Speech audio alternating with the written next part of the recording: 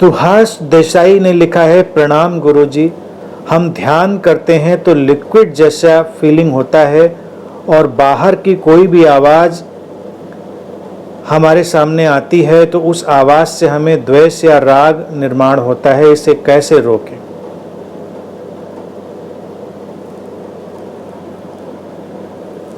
मत रोकें, अपने भीतर निर्मित होते हुए राग और द्वेष को तटस्थ होकर देखें।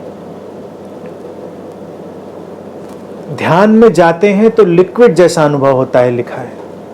लिक्विड जैसा अनुभव होने का तात्पर्य है कि तुम्हें अपने भीतर तरलता का एहसास होता है, तुम्हारे भीतर जमी हुई बर्फ पिघलती है। हर व्यक्ति के भीतर एक बर्फ जम गई है, जैसे कुछ फ्रीज हो गया है।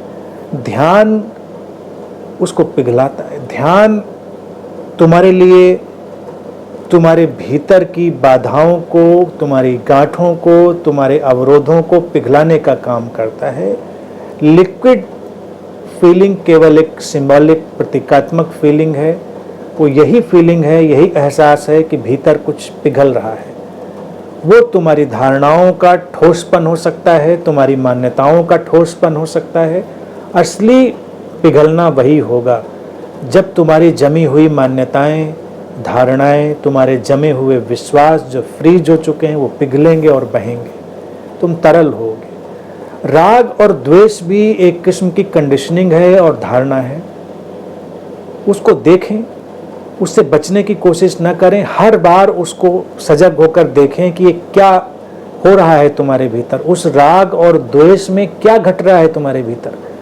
तो जल्दी ही तुम्हें उसका कुछ सार पकड़ में आएगा, और जैसे ही तुम्हें उसका सार पकड़ में आएगा वो तुम्हें उसके पार ले जाएगा। संघर्ष पार नहीं ले जाएगा।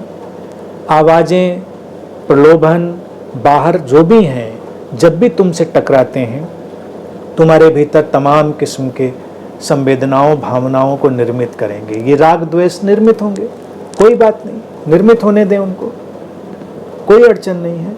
वो हुए तो हुए, तुम थोड़ी देर तटस्थ बने रहो और उन सबको चलने दो। फिर जल्दी ही उससे आगे जाने का मार्गदर्शन भी तुम्हारे भीतर से ही प्रकट होगा।